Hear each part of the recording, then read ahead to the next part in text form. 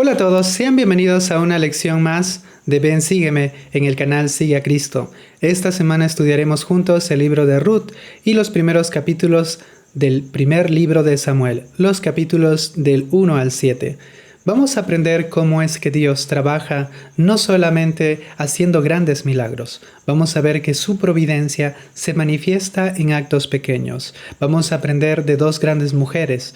Una de ellas es Ruth y otra es Ana. Vamos a aprender cómo es que a través de ellas se va a levantar una luz para Israel.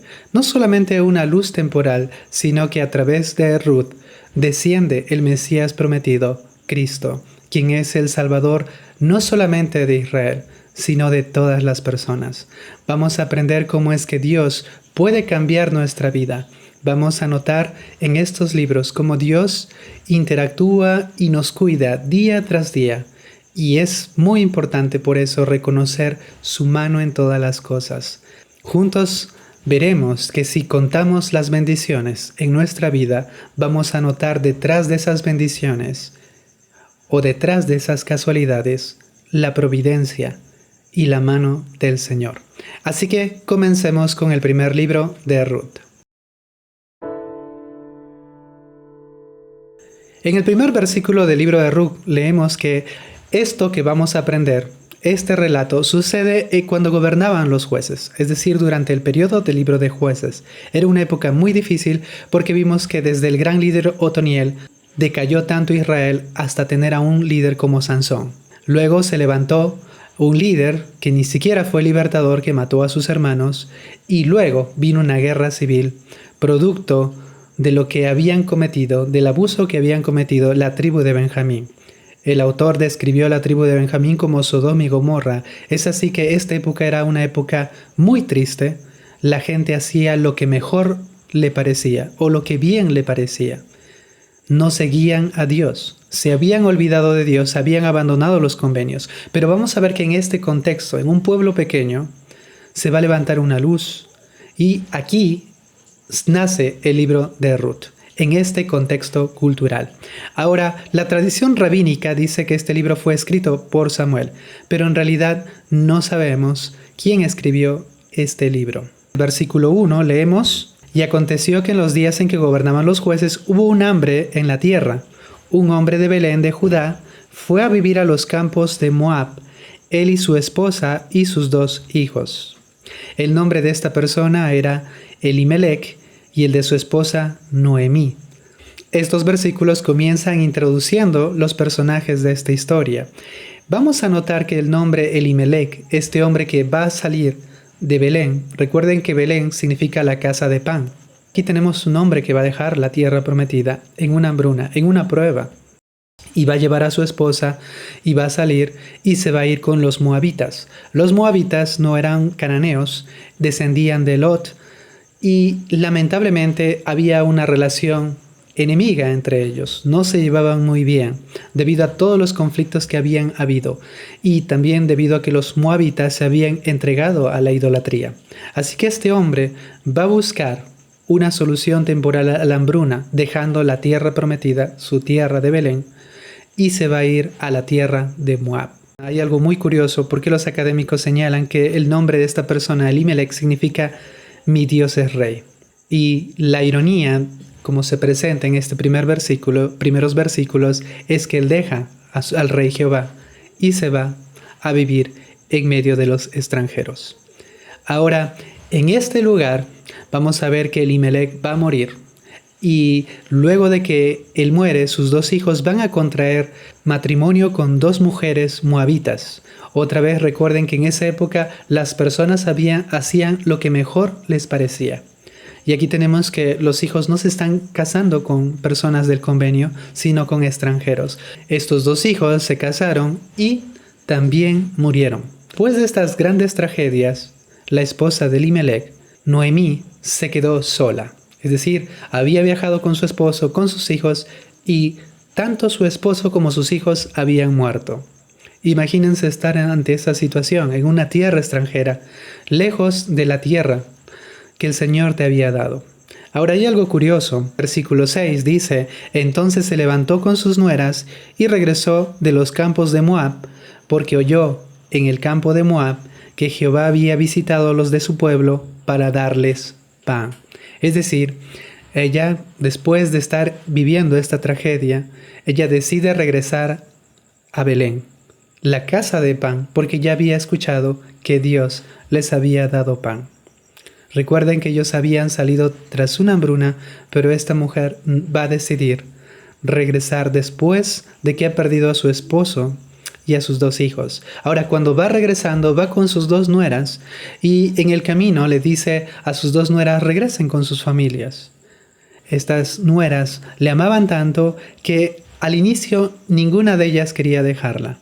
Y en el versículo 9 dice, luego las besó y alzaron su voz y lloraron. Y dice que una de ellas decidió regresar. ¿Por qué? Porque Noemí les dijo, yo no tengo ningún hijo para darles, para que ustedes puedan, en este caso, levantar posteridad. Porque recuerden que en ese entonces, bajo la ley del levirato, si un hermano moría, el otro hermano se casaba con la persona o un familiar directo y levantaba posteridad, pero no a nombre de él, sino a nombre del fallecido.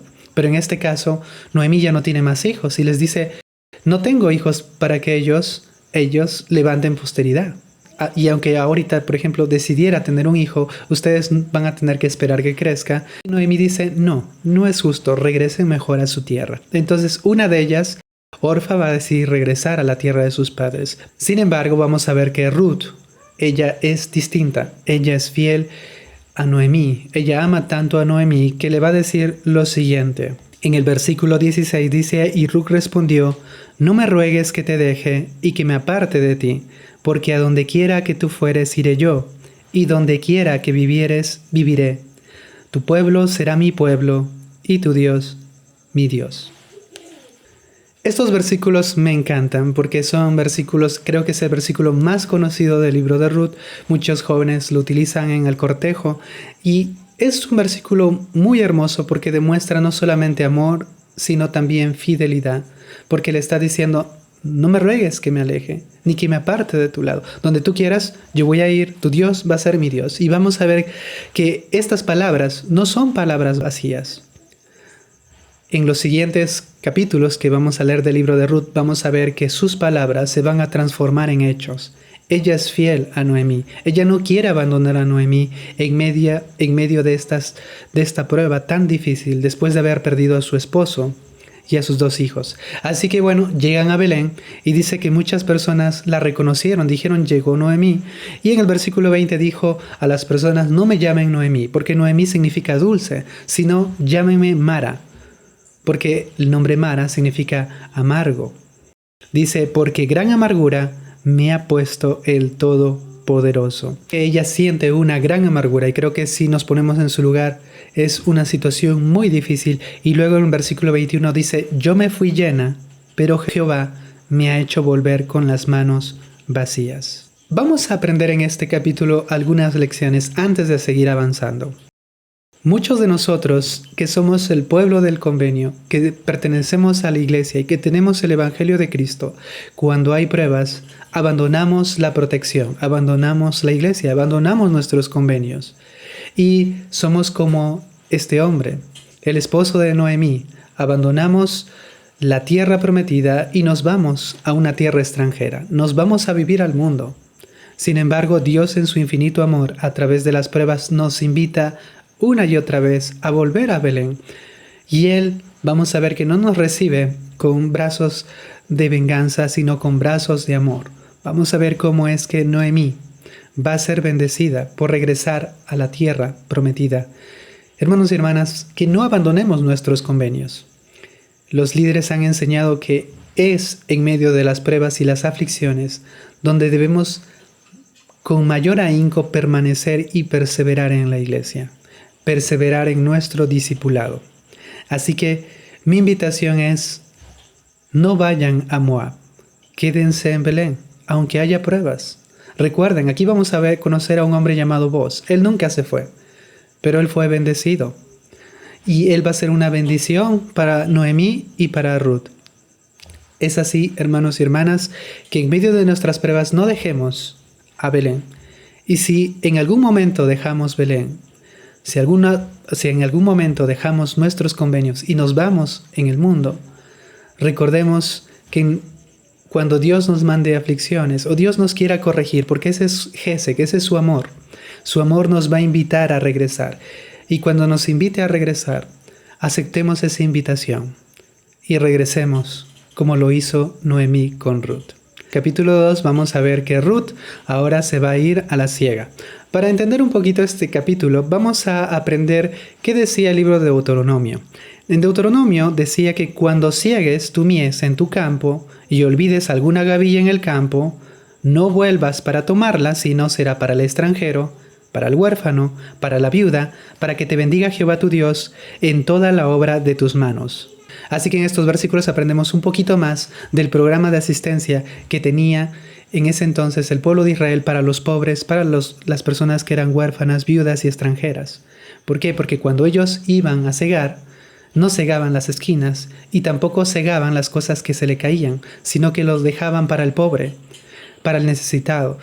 Y esto no era limosna porque ellos tenían que hacer el trabajo, tenían que trabajar, recogerlo y todo lo demás. Pero sí era una forma de poder ayudar a estas personas que tenían carencias. Ahora, va a haber algo curioso. Vamos a notar que Ruth cumple con casi todas las características que dice el libro de Deuteronomio. Era para la viuda, Ruth era viuda. Era para el pobre, Ruth era pobre. Era para el extranjero, ella es extranjera. Está viniendo de Moab, ella es moabita, está viniendo al pueblo de Israel.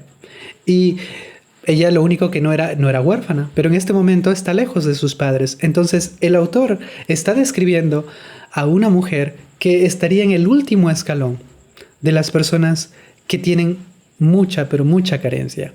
El versículo 3 dice, fue pues y llegando espigó en el campo en pos de los segadores, y afortunadamente aconteció que aquella parte del campo era de vos. Este afortunadamente o casualmente, depende mucho de la traducción, vamos a ver que el autor lo hace intencional, porque el autor al final te va a decir que nada es casualidad. Lo que pensamos que es casualidad es la providencia del Señor. Quizás, aquí voy a detenerme, algunos de nosotros hemos tenido sucesos en nuestra vida que han cambiado el rumbo del trayecto que teníamos. Pero al pasar el tiempo hemos notado que es allí donde el Señor quería que nosotros estuviéramos.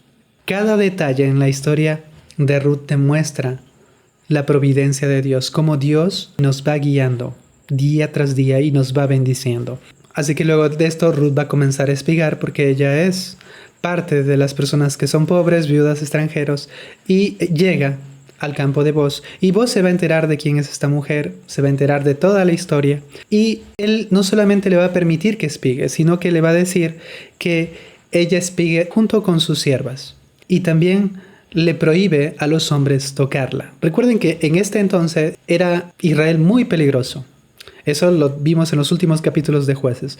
Una mujer desamparada, pobre, viuda, extranjera, podía ser atacada. Entonces aquí vemos que Boz no solamente le está permitiendo que espigue, sino también le está dando protección. Boz está cuidando de ella. Me encanta el versículo 10 cuando Ruth le pregunta a Boz, ¿por qué he hallado gracia ante tus ojos? Para que tú me reconozcas siendo yo extranjera. Porque le trató muy bien, le dijo, puedes tomar agua, puedes espigar, quédate con mis siervas, los hombres no te van a molestar. Es decir, él le estaba protegiendo. En el versículo 11 dice que Boz le dijo, porque se me ha declarado todo lo que has hecho por tu suegra. Porque, imagínense, ella dejó su familia por estar con Noemí. Hay fidelidad. Y vamos a ver que grandes académicos han enseñado que el libro de Ruth enseña lo que se conoce como Gesed, lo que enseñó el presidente Nelson, de este amor del convenio, este amor especial. Vamos a ver que el amor que Ruth demuestra a Noemí es Gesed, es fidelidad. Y luego el versículo 12 dice, Jehová recompense tu obra y tu remuneración sea completa de parte de Jehová, Dios de Israel, puesto que has venido para refugiarte bajo sus alas. Lo que le está diciendo es, tú has dejado tus padres, tú has dejado tus dioses y ahora has venido al pueblo del convenio. Así que Jehová te proteja, te recompense por lo que has hecho y te refugie bajo sus alas. Es lo que le dice Boz. Y vamos a ver que este cumplimiento es importante porque Boz va a hacer ese cumplimiento. Recuerden esta frase, lo vamos a ver en el siguiente capítulo, que es muy importante. Pero si hay algo que tenemos que aprender, hermanos y hermanas, es que cuando las personas se bautizan y entran al convenio, nosotros debemos ser como vos, debemos dar protección, no debemos juzgar a las personas quienes están dejando muchas veces el mundo y a veces no viven al 100% como nosotros quisiéramos, o apenas están dando sus primeros pasos para seguir al Señor. Nosotros debemos ser comprensivos, debemos ayudarle, debemos ministrarles. Entonces mi invitación sería esa, dar la bienvenida a todas las personas que como Ruth entran al pueblo del convenio, es decir, entran a la iglesia a través de las aguas del bautismo y hacen convenios con el Señor. Y bueno, y luego de esto vemos que Ruth llega, conversa con Noemí, le cuenta todo lo que ha pasado y le cuenta de este hombre llamado Boaz. En el versículo 20 dice, Noemí le dijo, nuestro pariente es aquel varón, es uno de los que pueden redimirnos, es decir, es nuestro pariente redentor, es el Goel. Ahora vamos a ver qué es el Goel. El Goel es una figura en la antigüedad. Recuerden que en ese entonces no había un Estado, no había, por ejemplo, no existían ministerios públicos, no había entidades que nos puedan garantizar nuestra propiedad, nuestra protección cuando buscamos justicia. Entonces, para eso se creó la figura del pariente redentor o del Goel. El Goel permitía proteger el nombre de una persona, pero también ayudaba a proteger la propiedad de la persona y la descendencia de la persona. ¿Cómo protegía el nombre de la persona? Vamos a suponer que se asesinaba a alguna persona.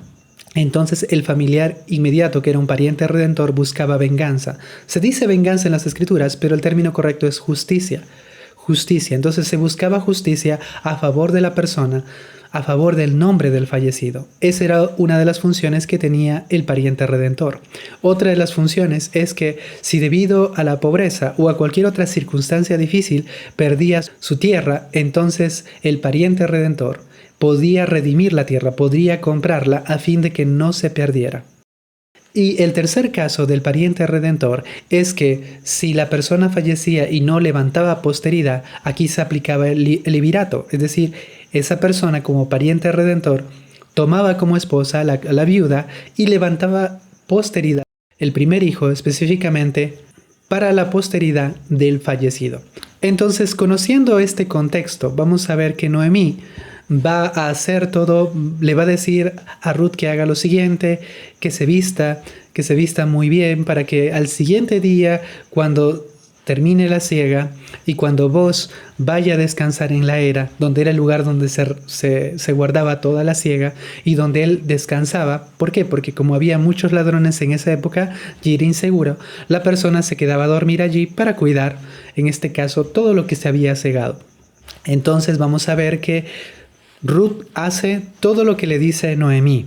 Y en el versículo 4 dice que una de las cosas que le dijo es que ella iba a descubrir sus pies, se iba a acostar allí, y que luego de eso, cuando él se despierte, él iba a decir todo lo que ella tenía que hacer. Así que todo esto lo hace Ruth. Y dice en el versículo 7 que ella vino calladamente y le descubrió los pies y se acostó. Ahora, este simbolismo de descubrir los pies, los académicos han dado muchas interpretaciones, pero la que yo considero que es la más acertada es que descubría los pies, uno, para pedir que él sea su pariente redentor, es decir, para que le cubra con su manto. Vamos a ver esa frase, que es igual a que me cubra con sus alas, es la misma palabra en hebreo, alas y manto.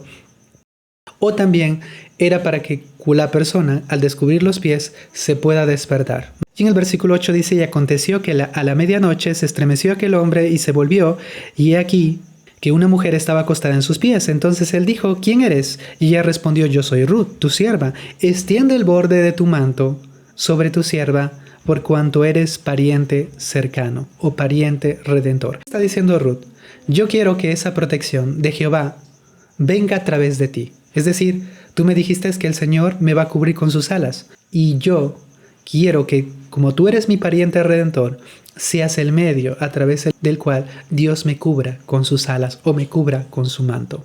Ese significado es muy, pero muy poderoso.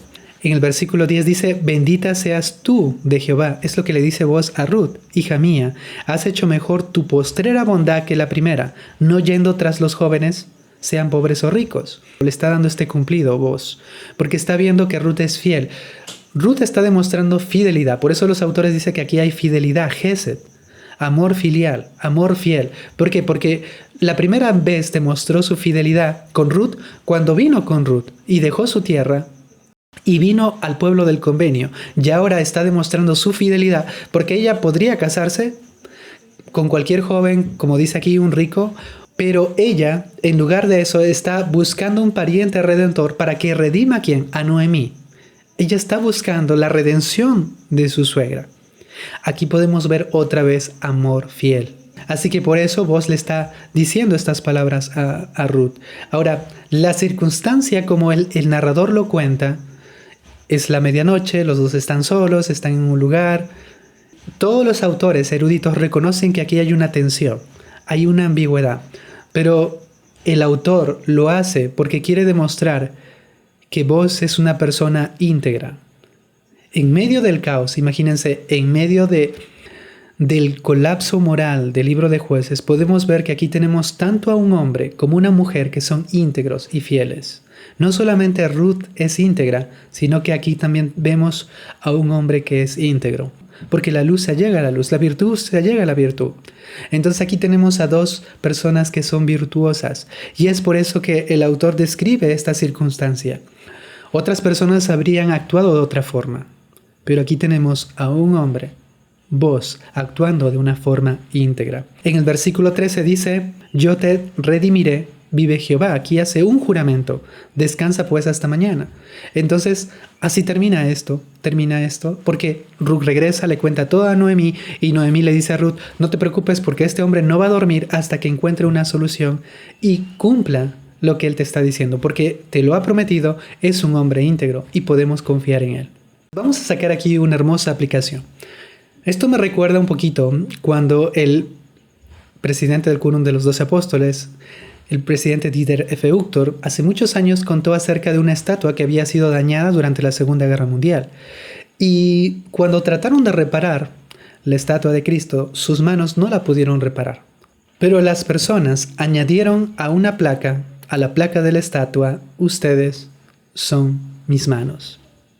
Y en ese discurso del presidente Uchtdorf, él dice, ustedes son las manos del Señor. Aquí vemos que vos va a ser las manos del Señor, porque el Señor no va a cubrir personalmente a Ruth, pero sí está bendiciendo a esta mujer y le va a cubrir con sus alas, con su manto, a través de vos. Así que muchas oraciones, y creo que todos nosotros estamos familiarizados, muchas oraciones en mi vida han sido contestadas por grandes personas, por grandes líderes. Y también yo he visto eso en familias. De modo que mi invitación es que nosotros podamos ministrar, podamos ser los medios a través del cual las oraciones de muchas personas, como Ruth, puedan ser contestadas a través de nosotros, porque somos las manos del Señor. Así que, qué grandes lecciones estamos aprendiendo aquí hasta este momento de estas personas, de Noemí, de Ruth y de Boz. Y ya para terminar, en el capítulo 4, dice que Boz se subió a la puerta, se sentó allí y llamó a muchas personas porque era muy importante que hubieran testigos. Había una persona que era un pariente más cercano que él, que podía redimir a Noemí. En el versículo 1 dice, y le dijo, tú, ven acá y siéntate. En algunas escrituras dice, hey, fulano, en otras dicen, amigo, ¿no? Pero lo único que está diciendo, no nos dicen el nombre de esta persona, solamente nos dicen, tú ven para aquí. Y bueno, aquí llama a testigos y Boz le dice, tú puedes redimir a Noemí porque ella, en este caso le explica todo, su esposo ha muerto y tú puedes redimir la tierra. Entonces la persona dice, perfecto, yo lo hago. Sin embargo, luego le dice, pero también tiene una nuera que es Noemí y también tienes que casarte con ella y levantar posteridad. Porque eso hacía el pariente redentor. Y es aquí cuando la persona dice, no puedo redimir para mí, no sea que perjudique a mi heredad. Redime tú usando de mi derecho, porque yo no podré redimirla. El versículo 8 dice, entonces el pariente dijo a Boz, tómalo tú, y se quitó el calzado, porque el calzado representaba pisar tierra, representaba poder sobre la tierra, poder sobre la heredad. Entonces le está diciendo, tú redime la tierra, tú ten poder sobre esta tierra. Así que le da ese derecho para que él pueda redimirla. Así que vos dice, ustedes ya escucharon, ya que hay testigos y todos sabemos ya cómo termina esta hermosa historia. Entonces, este hombre vos va a tomar a Ruth como esposa y me encanta el final porque dice, vos pues tomó a Ruth y ella fue su esposa y luego se llegó a ella. Jehová le dio que concibiese y ella dio a luz un hijo. Y las mujeres decían a Noemí, loado sea Jehová, que hizo que no te faltase hoy pariente, cuyo nombre será celebrado en Israel. Luego en el versículo 17 vemos que a Noemí le nació un hijo y le llamaron Obed, y este es el padre de Isaí, el padre de David. Y a través de Ruth vamos a ver que decían de Cristo. Y lo interesante aquí es que esa persona, ese fulano, ese amigo, que dijo, puede perjudicar mi nombre, en realidad por cuidar su nombre, ahora nadie sabe quién es. Pero vos, quien no se preocupó de cuidar su nombre, tenemos su nombre aquí escrito en las Escrituras. Su nombre fue preservado, y no solamente fue preservado, sino que a través de él nace el Salvador del mundo. Y el libro termina cuando la gente también le dice que Noemí vale más que 7 hijos. Porque si algo notan las personas de esta mujer extranjera, es que ella es una mujer fiel. Así que en el libro de Ruth podemos aprender que hay muchas personas de gran fe que Dios trae de naciones extranjeras. Dios está aquí demostrando que el pueblo de Israel, la mayoría de las personas en esa época vivían lejos del convenio. Pero Dios trae una persona extranjera que no es del pueblo del convenio y ella les demuestra lo que es ser fiel al convenio, lo que es ser fiel a Noemí y cómo es que el Señor la bendice a ella. Ella es un ejemplo de fidelidad. Ahora sí me gustaría que nosotros busquemos una aplicación muy general en nuestras vidas. Al igual que Noemí y al igual como Ruth, todas las personas necesitamos ser redimidos. Todas las personas necesitamos ser cubiertos bajo las alas protectoras, cubiertos bajo el manto protector. Y nuestro Redentor, nuestro Goel, es Cristo. Cristo es quien nos redime a nosotros, redime nuestro nombre, redime nuestra descendencia, redime nuestra tierra. Cuando uno piensa en la exaltación, piensa en estas palabras y se refieren al convenio abrámico. Dios nos redime, Él es nuestro Goel. La palabra expiación significa cubrir, porque la expiación es cuando Dios nos cubre bajo su manto protector. Y otra de las cosas que podemos aprender es que en este libro no hay grandes milagros. Los mares no se abren, no hay grandes batallas, no se caen murallas. Aquí lo que estamos viendo son vidas comunes y corrientes, quizás como las nuestras, donde quizás no hay milagros extraordinarios. Pero este libro está demostrando que Dios no solamente obra su mano poderosa a través de grandes milagros o ante situaciones extraordinarias. Dios, su providencia, su amor, su protección se manifiesta día tras día en cosas comunes como lo que está pasando en el libro de Ruth. Este relato nos demuestra la providencia de Dios, de que Dios no necesita hacer cosas extraordinarias para demostrar que Él está a nuestro lado. Les invito que ustedes puedan cantar el himno que dice: cuenta tus bendiciones, cuenta y verás cuántas bendiciones de Jesús tendrás, porque este himno nos hace ver que cuando uno busca las bendiciones, uno puede reconocer más la mano de Dios en nuestra vida cotidiana. Ahora sí pasemos al libro de Samuel. El libro de Samuel, en la versión hebrea, solamente es un libro, es decir, es Samuel. Sin embargo, debido a que el idioma hebreo es muy compacto, cuando se traduce al griego, que es más extenso, se ocuparon más de un rollo, y por eso se dividió en Primera de Samuel y Segundo de Samuel. Ahora en la versión griega, en la Septuaginta, no se llamó ni siquiera Primera de Samuel y Segundo de Samuel, se llamó Primera de Reyes, Segunda de Reyes. Y lo que para nosotros en nuestras Biblias es Primera de Reyes, Segunda de Reyes, para ellos era Tercera de Reyes y Cuarta de Reyes. Así que era una tetralogía. El escritor, el autor del libro de Samuel, tampoco sabemos quién lo escribió. La tradición dice que es Samuel, pero realmente el escritor y el autor es desconocido. Ahora, en el libro de Samuel vamos a ver 3 divisiones. Los capítulos del 1 al 7 vamos a ver los hechos de Samuel. Es lo que vamos a estudiar hoy. Del 8 al 15 se centran en Saúl.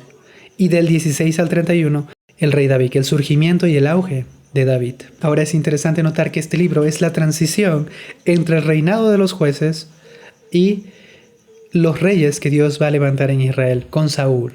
Este es un periodo de transición. Y este libro nos va a ayudar mucho a entender cómo es que esta transición no se da a través de batallas militares o a través de grandes hombres libertadores fuertes, sino vamos a ver que la libertad, el libertador, se va a dar a través de un juez. Y este juez, profeta y sacerdote van a ser por la fe de una mujer llamada Ana. En el versículo 1, por ejemplo, leemos que hubo un hombre de Ramataim, de Sofín, de los montes de Efraín, que se llamaba Elcana, hijo de Jeruán. Entonces aquí tenemos a un levita que estaba viviendo en la tierra de Efraín. Recuerden que los levitas no tenían una tierra como tal. Ahora la razón por la que este hombre levita, Elcana, no está en el templo es desconocida. Lo que sí sabemos es que ellos vivían en las tierras de Efraín. Era muy común en ese entonces que los levitas vivieran en distintos lugares, ¿no? En distintas tribus. Y este hombre Elcana dice que tenía dos esposas, una se llamaba Ana y otra se llamaba Penina. Y versículo 3 dice, y subía aquel hombre todos los años de su ciudad para adorar y ofrecer sacrificios a Jehová de los ejércitos en Silo. En ese entonces el templo estaba en Silo, no estaba en Jerusalén. El lugar central siempre era Silo, allí estaba el templo. Allí se habían edificado, el tabernáculo ya se había hecho, ya no era tan portátil, sino que ya cuando estuvo en Silo se le llamó templo. Aquí voy a explicar un poquito que en el libro de Levítico aprendemos distintos tipos de sacrificio. Está el holocausto, el sacrificio por el pecado, la ofrenda de paz. Y bueno, esa ofrenda de paz, también llamada ofrenda de comunión, era lo que tú llevabas al templo. Y una parte le dabas a Dios, una parte del sacerdote y otra parte la comías tú con tu familia. Entonces aquí tenemos que una vez que ellos adoraban al Señor, la parte que les correspondía, ellos lo comían juntos como familia. Ya cuando estaban comiendo, dice que siempre el esposo Elcana le daba a Ana la parte escogida. Algunos lo traducen como doble porción.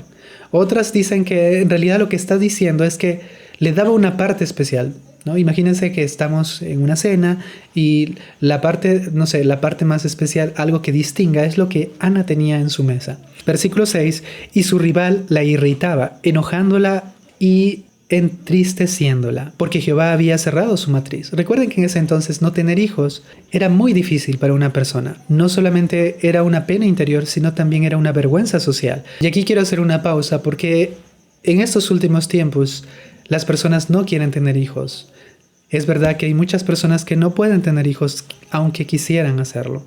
Pero hay personas, ahora, los jóvenes sobre todo, en sus planes no está tener hijos. Y para mí es muy importante que ellos sepan el plan de Dios. Me encanta lo que dice el elder Neil Anderson. Él dijo, muchas voces del mundo de hoy disminuyen la importancia de tener hijos o proponen que se demoren o que se limiten los hijos en una familia.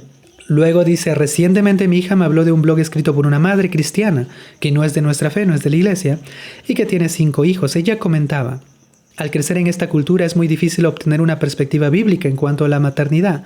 Los hijos ocupan un lugar más inferior que ir a la universidad, ciertamente más inferior que el viajar, más inferior que el poder salir por la noche a divertirse, más inferior que el de poner el cuerpo en forma en el gimnasio, más inferior que cualquier trabajo que uno pudiera tener que esperar tener. Después agrega, la maternidad no es un pasatiempo, es un llamamiento. Uno no colecciona hijos porque nos parezcan más bonitos que las estampillas. No es algo que hay que hacer si se las arregla para encontrar el tiempo. Es para lo que Dios nos dio tiempo. Es muy importante que como líderes, como padres, enseñemos a nuestros hijos que tener hijos es un mandamiento del Señor. No es un pasatiempo y siempre debe estar en nuestros planes. ¿Por qué? Porque nosotros venimos a esta tierra a hacer la voluntad de Dios y no nuestra voluntad. Sé que no tener hijos quizás haga una vida más fácil. Pero la tierra no es para tener una vida fácil. La tierra no es para hacer mi voluntad, sino la voluntad de Dios. Y si Dios ha establecido que nosotros debemos tener hijos, y es un mandato del Señor, para que los hijos nazcan con padres que se aman mutuamente y con padres que les enseñen la doctrina de Cristo, es nuestra responsabilidad hacerlo. Regresando al relato de Ana, entonces Ana se sentía muy triste. Elcana, cuando vio su tristeza, le dijo, ¿por qué no comes? ¿Por qué está afligido tu corazón? Y luego le dice, ¿no te soy yo mejor que 10 hijos? Creo que a muchos de nosotros nos ha pasado esto, que cuando nosotros queremos entender a nuestra esposa, queremos consolarla, muchas veces nuestras palabras o nuestras intenciones no bastan, porque ellas son distintas a nosotros. Y aquí tenemos un caso muy parecido. Elcana no es que no ame a su esposa, solamente que no comprendía su dolor. Y luego vemos que ella va a orar, dice que Elí, en este caso el sacerdote, la ve y piensa que ella está ebria porque dice que solamente movía sus labios. Elí le dijo, ¿hasta cuándo estarás ebria? Ella le respondió, no, señor mío, soy una mujer atribulada de espíritu. No he bebido vino ni sidra, sino que he derramado mi alma delante de Jehová. Ella no había comido nada, debido a cómo se sentía su dolor, ni siquiera había bebido algo. Entonces me encanta esta palabra porque dice, sino que he derramado mi alma delante de Jehová. Esa palabra derramada en algunas versiones dice, porque he vaciado mi alma. Y aquí podemos ver que esta no es una oración casual, es una oración donde está entregando toda su alma y nos demuestra un modelo de oración. Entonces Elí le dice, ven paz y que el Dios de Israel te otorgue esa petición. Ella regresó, comió y no estuvo más triste. Este versículo me hace notar que en ese momento ella tuvo que haber sentido el Espíritu, porque el Espíritu Santo se llama el Consolador, porque cuando llega nuestra alma y a nuestro corazón, nos tranquiliza. Y aquí tenemos que Ana recibió esa confirmación espiritual. Regresa, come, y luego en el versículo 20 dice, y aconteció que al cumplirse el tiempo, después de haber conocido a Ana, dio a luz un hijo y le puso por nombre Samuel. Y luego dice que Elcana otra vez subió, pero el versículo 22 dice que Ana le dijo, yo no subiré hasta que el niño sea destetado, porque ella le iba a entregar como un nazareo. Porque su voto le dijo al Señor que si ella le daba un hijo, él iba a ser un nazareo, así como Sansón. Pero vamos a ver que este nazareo va a ser fiel. Ya hemos hablado del nazareo. Tenían ciertos votos. Y este voto a veces era de tiempo parcial o a veces era permanente, de por vida. En el caso de Samuel y en el caso de Sansón era de por vida. Y todos podemos, en cierta forma, ser nazareos. Por ejemplo, los misioneros cuando dan 2 años de su vida o año y medio, en el caso de las mujeres, están haciendo un voto. Ese es un voto del nazareo. O cuando uno, por ejemplo, presta servicio en el templo o presta servicio, da de su tiempo para servir en un llamamiento. Eso es dedicar un tiempo al Señor. Eso es como un voto nazareo a tiempo parcial. Una vez que ya se produjo el destete, dicen los académicos que generalmente se va entre los 2 a 3 años, ya el niño ya creció, Ana cumple con su promesa. El versículo 28 dice, yo pues lo dedico también a Jehová, todos los días que viva será de Jehová, y adoró allí a Jehová. Y si hay algo que aprender aquí en este relato es la poderosa oración de Ana, pero no solamente la poderosa oración de Ana, porque siempre he dicho que nuestras oraciones cada día se deben perfeccionar, pero a veces sucede lo contrario, nuestras oraciones son espirituales, pero con el tiempo se van transformando en oraciones mecánicas. Nuestras oraciones deben ser vaciando, derramando nuestra alma, como lo hizo Ana. Otra de las cosas que me gustaría que ustedes aprendieran es que aquí tenemos a una mujer que subía muchos años al templo. Su oración no dice que la primera vez que subió al templo Dios le contestó su oración. Pasó tiempo. Pero aquí aprendemos que muchas de nuestras oraciones quizás no sean en nuestro tiempo, pero Dios los contestará en su debido tiempo y en el momento oportuno. Pero tenemos que ser fiel como Ana. Y la última lección que podemos ver es que aquí tenemos una mujer que tiene un esposo que le ama, tiene retos familiares, en este caso con la otra esposa. Vemos a una persona que va al templo, vemos a una persona que ora. Es decir, vemos como una persona que se activa. Imagínense, es como tener a un miembro que tiene sus dificultades en su familia, tiene un esposo que la ama, va a la iglesia, va al templo, ora. Pero ella siente que su esposo, por más que la ame, no la entienda. Su líder le puede malinterpretar. Y luego, claro, Elí le entiende. Pero muchas veces, muchos miembros nos sentimos así, incomprendidos. Nos sentimos en el convenio, pero sentimos un vacío. Sentimos que nuestro problema es más grande. Y aquí tenemos una mujer así. Pero lo que aprendemos de esta mujer es que más allá del ambiente religioso, donde esté, más allá de que está en el convenio, está en el lugar correcto, está en el templo. Pero aún hay un vacío y ese vacío sí es llenado por el Señor. En su momento oportuno, si uno es fiel. Si nos sentimos así como Ana, aunque vayamos a la iglesia, asistamos al templo y tengamos problemas, oremos al Señor con todo nuestro corazón. y tengamos la fe suficiente y la confianza suficiente de que el Señor, en el debido tiempo, va a dar respuesta a nuestras oraciones. Ahora sí, en el capítulo 2, aquí tenemos un cántico de Ana. Este cántico me encanta porque dice, y Ana oró y dijo, mi corazón se regocija en Jehová, mi poder se exalta en Jehová, mi boca se ensancha contra mis enemigos. Todo me regocijo en Jehová. Imagínense, ha tenido un hijo, pero él no dice, me regocijo en mi hijo, no. No me regocijo en la bendición, ¿no? Ay, me regocijo de que hoy tengo salud, el Señor me curó, o me regocijo porque tengo un trabajo y el Señor me dio trabajo, no. Aquí Ana dice, me regocijo en Jehová. Es hermoso cómo lo expresa ella en su cántico. De hecho, yo les invito a que lean este cántico, porque es un cántico de agradecimiento. Dice el escritor en Doctrina y Convenios que Dios no está complacido con aquellos que no dan gracias, que no son agradecidos en todas las cosas. Y para ser agradecido en todas las cosas tenemos que aprender la lección de Ruth. Tenemos que notar que en nuestra vida cotidiana su mano está presente. Primero debes contar tus bendiciones para agradecer. Uno no va a agradecer algo que no nota. Y aquí tenemos a esta mujer Ana que está muy agradecida al Señor. De hecho, este cántico de Ana, esta alabanza de Ana, inspira a María, la madre de Jesús, en Lucas, conocido como el Magnificat. Y hay muchos paralelos que yo les invito a que ustedes lo analicen, porque se ve que María estaba familiarizada con este capítulo de Ana. Y vamos a ver que este cántico es un prefacio de lo que va a narrar, porque vamos a ver que aquellos que tienen vida, Dios les va a dar muerte, los hijos de Eli. Luego dice, Jehová da pobreza y da riqueza, abate y enaltece. Vamos a ver cómo es que el niño Samuel va a ser enaltecido y cómo el orgulloso va a ser abatido. Otra vez, Elí y sus hijos. Entonces, este cántico no solamente es hermoso, sino también es profético.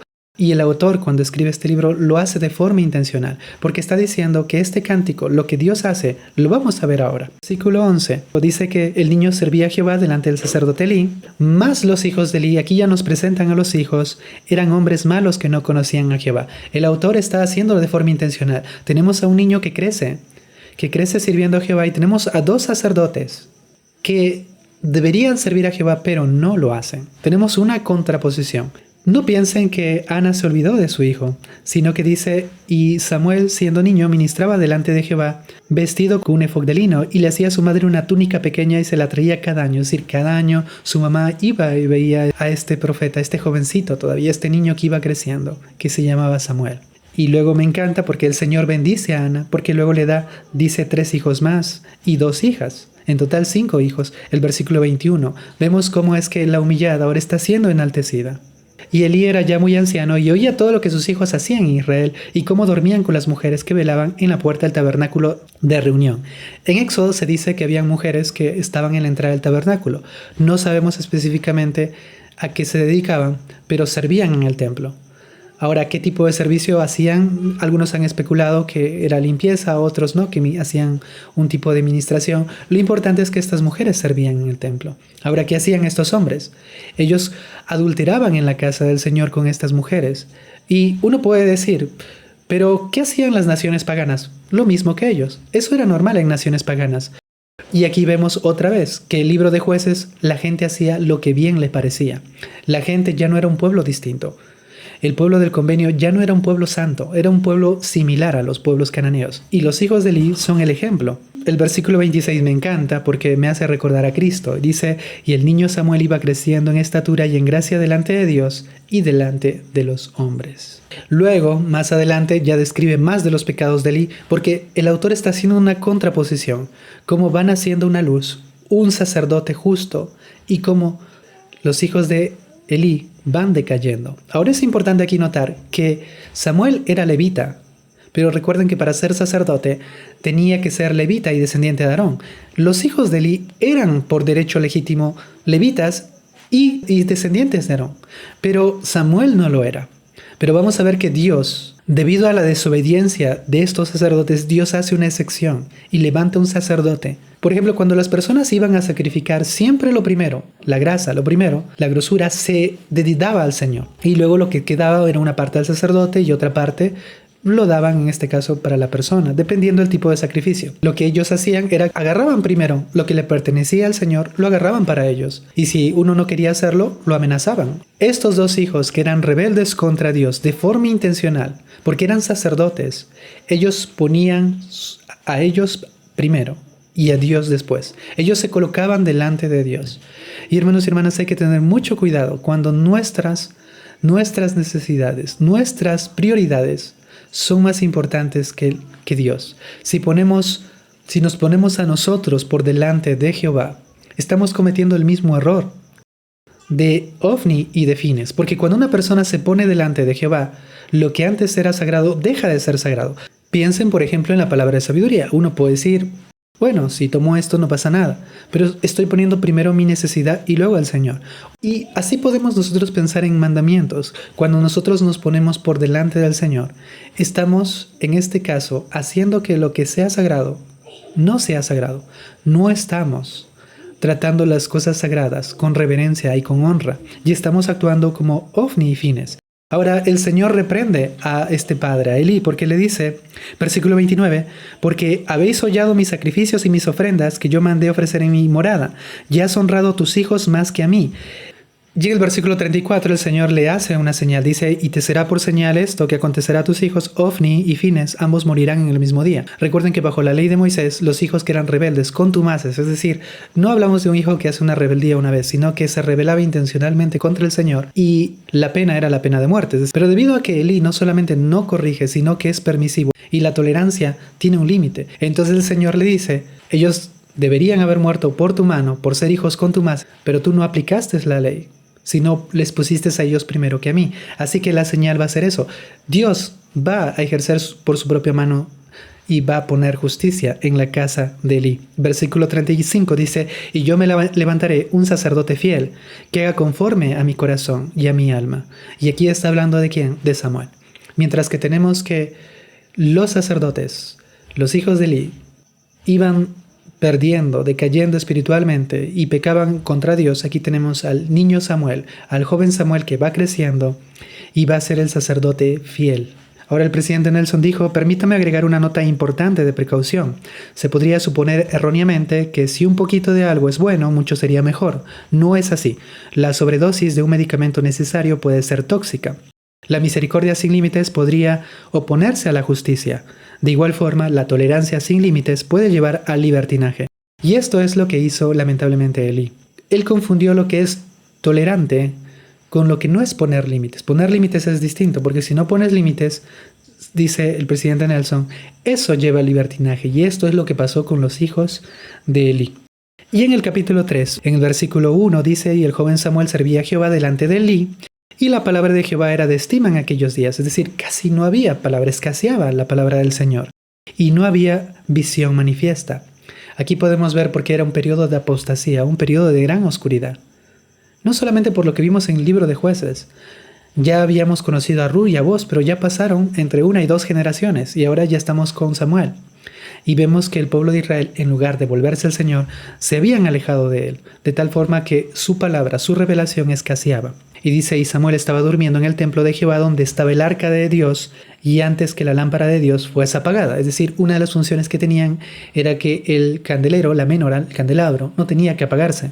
Siempre tenía que estar encendida. Entonces Samuel dormía allí cerca y hacía o mantenía que la luz no se apagara. Y este es un simbolismo importante, porque Él va a ser la luz en la nación Israel que el Señor va a levantar. Él va a ser como una luz, porque Él va a traer nuevamente la voz profética, va a traer otra vez la palabra de Dios. Y dice que Jehová llamó a Samuel, y él respondió, heme aquí. Él pensaba que era Elí. Jehová volvió a llamar otra vez a Samuel, y también otra vez dice que se acercó a Elí. Elí le dijo, yo no te he llamado. Y versículo 7, y Samuel no había conocido aún a Jehová. No es que no sabía quién era, no conocía o no reconocía aún la revelación, ni la palabra de Jehová le había sido revelada. Otra vez, por tercera vez, le llamó la voz de Jehová a Samuel. En el versículo 9 dice, y dijo Elí a Samuel, ve y acuéstate, y si te llama, dirás, habla Jehová, que tu siervo escucha. Y se fue Samuel, y se acostó en su lugar. Entonces otra vez vino la voz de Jehová por cuarta vez, y esta vez Samuel dijo, habla, que tu siervo escucha. Si algo tenemos que aprender aquí, es que la revelación no es algo que se aprende de un día para otro. Muchos profetas lo han comparado con aprender un nuevo idioma. El aprender un idioma, por ejemplo, aprender inglés u otro idioma, no se logra de un día para otro. Requiere práctica, requiere tiempo. Primero tenemos que comenzar orando, leyendo las Escrituras, y así nos vamos familiarizando con la inspiración. Algo muy importante porque hay un versículo donde el Señor dice que ya ni siquiera hay un sacrificio que les pueda redimir. Porque recuerden que los sacrificios eran había un sacrificio por pecado, un sacrificio por culpa. Pero estos sacrificios redimían a una persona cuando el pecado no era una rebelión abierta. Pero cuando era una rebelión abierta contra Dios, la expiación no nos puede cubrir. Y lo mismo sucede en nuestra vida. Dios no puede limpiarnos de nuestros pecados si nosotros estamos en rebelión abierta. Es decir, no guardamos el convenio y no guardamos sus mandamientos. Y esto es lo que pasa con Elí. Elí no hace nada. Ya había sido amonestado por Dios, pero no cambió su forma de proceder. Así que el Señor está confirmando el juicio de Elí a través del profeta Samuel. Y versículo 19 dice: Samuel crecía y Jehová estaba con él y no dejó caer a tierra ninguna de sus palabras. Y desde allí se extendió por todo Israel, como dice el versículo 20, que Samuel había sido confirmado como profeta de Jehová. Samuel no solamente va a ser profeta, es sacerdote y también va a ser juez de Israel. Y en el capítulo 4 vamos a ver la batalla de los filisteos contra Israel.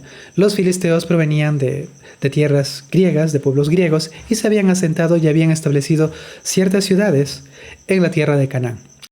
Y los filisteos dice que presentaron batalla contra Israel. Ellos tenían a su dios Dagón, que era el dios del grano.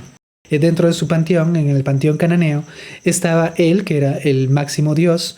Estaba también Ásera, que era su consorte. Y estaba también el dios Dagón, que era muy importante. Estaba Baal. Y esto era como parte de sus dioses. Dios principal de los filisteos era el dios Dagón, que era el dios del grano. Y dice que los filisteos presentaron batalla y el pueblo de Israel va a decir: traigan de Silo, porque ahí estaba el templo, traigan el arca del convenio, el arca del testimonio. Dice, para que, estando entre nosotros, nos salve de la mano de nuestros enemigos. Querían hacer algo como lo había hecho Barak cuando llevó a Débora a la guerra, ¿no? Lo llevó ¿para qué? Para que tenga el favor de Dios y para ganar la batalla. Entonces ellos están diciendo: vamos a traer un objeto divino, que es el arca del testimonio, y con eso vamos a ganar la batalla. En el contexto de esa época, los dioses paganos, a través de ciertos ídolos, la persona podía controlar la voluntad de los dioses. Eso era lo que ellos creían. Entonces, los israelitas tanto se han mezclado, se han asimilado con los paganos que piensan como ellos. Piensan que puedan controlar a Jehová. Y trayendo solamente el arca, ellos van a ser victoriosos. Pero ellos se van a confundir. Jehová les va a dar una lección. Dice que vienen estos dos hijos rebeldes, contumaces, Ofni y Fines, y ellos traían el arca del convenio. Entonces dice que viene la guerra, todo Israel grita de emoción, gritan confiados. Los filisteos tienen miedos porque dicen: han traído a Jehová, ¿no? Este Jehová, el que derrotó a los egipcios, el que abrió el mar rojo. Y dice en el versículo 10, pelearon pues los filisteos e Israel fue vencido. Y dice que murieron 30,000 hombres de a pie. Y el arca del testimonio fue tomada y murieron los hijos de Elí. Y luego, cuando Elí se entera, a través de un siervo, que sus hijos han muerto, dice que Elí también muere. Porque en el versículo 18 dice: Elí cayó de la silla hacia atrás, al lado de la puerta, y se desnucó y murió, porque era un hombre anciano y pesaba mucho. Y así vemos que los juicios de Dios se cumplen. Ahora, si hay algo que podemos aprender aquí es que muchas veces tratamos a Dios como un Dios utilitario, un Dios instrumental. Es decir, queremos que Dios, cuando tenemos una necesidad, nos escuche. Queremos que Dios, en nuestros momentos de prueba, responda a nuestras oraciones. Pensamos que Él debe resolver nuestros problemas. Y eso era lo mismo que pensó Israel. Pensaban que llevando el arca, automáticamente Dios les iba a dar victoria. Pero vemos que no es así. Y el pueblo filisteo va a celebrar, va a pensar que su Dios, el Dios Dagón, es más fuerte que Jehová.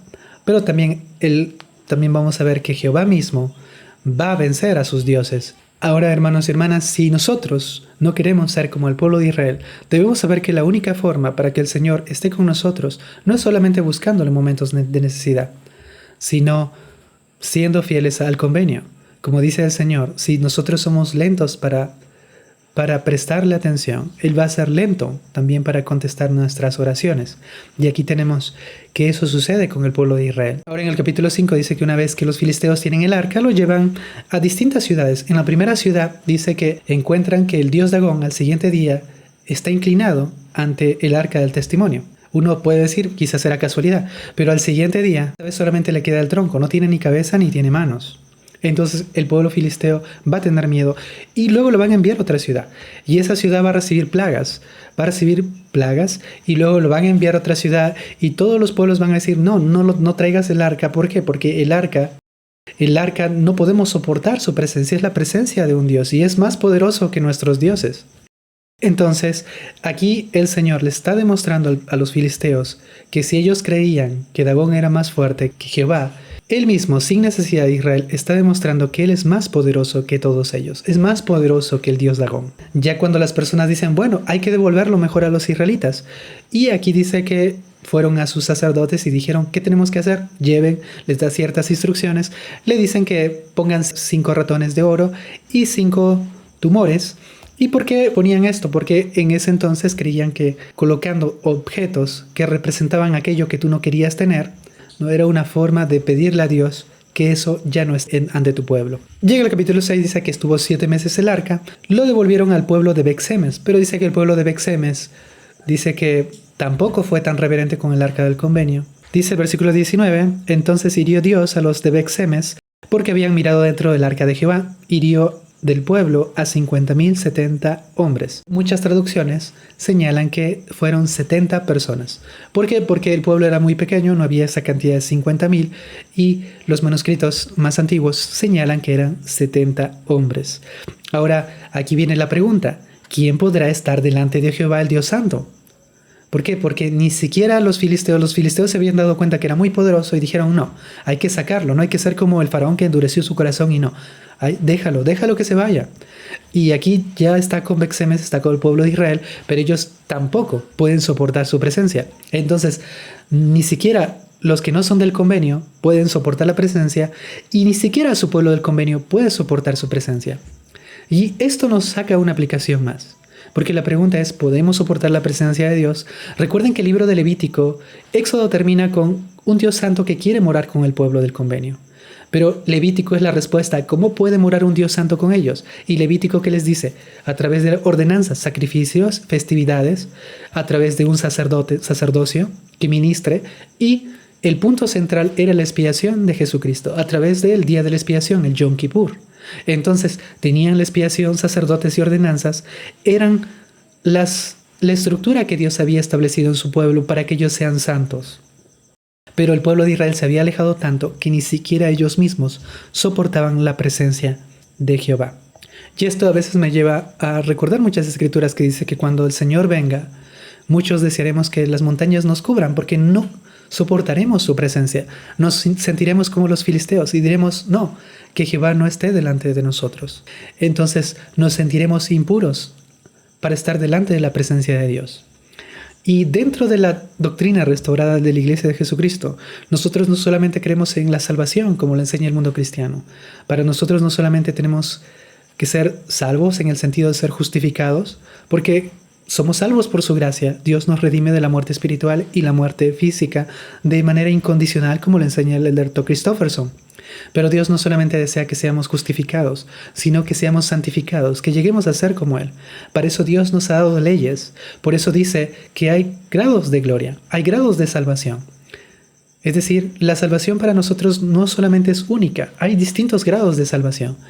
Y el grado de salvación más alto es el reino celestial. En Ecumenios 88, que habla sobre los grados de gloria, enseña que una persona que no soporta una ley celestial, que no guarda y vive una ley celestial, no puede soportar una ley celestial, no puede estar delante de Dios. Lo mismo que pasó a los filisteos y a estos israelitas es lo mismo que nos puede pasar a nosotros. Dios nos ha dado mandamientos, pero para alcanzar el grado más alto, la pregunta es, tenemos que aceptar vivir una ley celestial. ¿Por qué? Porque tener la clase de vida que Dios tiene, eso es vida eterna, significa que nosotros tenemos que vivir las leyes que Él vive, amar la forma de vivir que Él vive. Por eso que no es que Dios no nos ame, no es que Dios no sea justo, es que Dios no va a permitir que nosotros estemos en un lugar donde no podamos soportar su presencia. Por eso que nos vamos a sentir muchos se van a sentir como los filisteos, van a decir no podemos llegar a la exaltación, no podemos. ¿Por qué? Porque no soportamos vivir esa ley, no soportamos su presencia. Muchos van a estar en reino celestial, otros en el reino terrestre, pero nuestra meta es estar con el Padre Celestial y para eso nosotros tenemos que volver a nuestros convenios. Por último, el capítulo 8, ya vemos que Samuel le va a decir al pueblo de Israel, si de todo vuestro corazón os volvéis a Jehová. Quitad de entre vosotros los dioses ajenos y Astarot, y preparad vuestro corazón para Jehová, y solo a él servid, y os librará de las manos de los filisteos. Entonces los hijos de Israel obedecieron, quitaron a los Baales y a Astarot, y sirvieron solo a Jehová. El pueblo de Israel, siendo obediente y fiel a Jehová, vence al pueblo filisteo. Porque dice, y los confundió y fueron vencidos delante de Israel. Y luego, después de esta victoria, Samuel pone, dice, una piedra como memorial y lo llamó Ebenezer, porque dice, hasta aquí nos ha ayudado Jehová. Ahora, si ustedes notan en la imagen, la ayuda viene cuando confiamos en Dios, no cuando hay una confianza en el arca, en algo material. Cuando hay arrepentimiento, cuando se vuelven al Señor, no cuando hay orgullo. El autor, cuando escribe este contraste literario, lo hace con esa intención, de que vean que el problema no era el lugar, el problema era el corazón del pueblo de Israel. En medio de nuestras batallas espirituales, derrotar a este ejército filisteo espiritual, tenemos que contar con la ayuda del Señor. Si solamente pensamos que, no siendo fiel, si pensamos que solamente haciendo una oración Dios nos va a ayudar, estamos equivocados. Vamos a ser derrotados, como fue el pueblo de Israel en el capítulo 4. Pero si somos fieles, si tenemos fe, si somos fieles como Ruth, si somos fieles como Ana, si somos fieles como Samuel, entonces Dios va a escuchar nuestra oración. Dios nos va a ayudar. Dios no va a ser tardo en escuchar nuestras oraciones. Él nos va a proteger. Si hay algo que podemos aprender de esto y que aprendimos también en el libro de Josué, es que solos no podemos, pero con Cristo todo es posible. Nuestras victorias espirituales, nuestras aflicciones solamente se pueden vencer y sobrellevar con la ayuda de Cristo. Por eso Dios ha hecho un convenio con nosotros. En ese convenio, Él lo hace para que Él nos pueda acompañar, para que estemos cubiertos bajo sus alas. Y cuando estamos cubiertos bajo su protección, como Él diría, no tenemos que temer, porque todas las cosas serán para nuestro bien. Así que, hermanos y hermanas, mi invitación es que busquemos al Salvador, no solamente en los momentos difíciles, sino en los buenos momentos, en los momentos de prosperidad, y que seamos siempre fieles a nuestros convenios, y que recordemos que solamente con Cristo vamos a poder salir victoriosos. Espero que esta lección les haya ayudado mucho. Escriban un comentario, cómo es que ustedes han sentido en su vida esa providencia de Dios, cómo Dios ha hecho milagros y les ha llevado muchas veces a caminos que luego con el tiempo han entendido que es donde Dios quería que ustedes estuvieran. Cuéntenme también qué milagros ustedes han tenido como respuestas a sus oraciones y cómo han salido victoriosos en medio de sus aflicciones cuando han confiado en Cristo. Gracias por sus comentarios. Nos vemos la siguiente semana y reciban un saludo de mi esposa y de toda mi familia. Bye bye.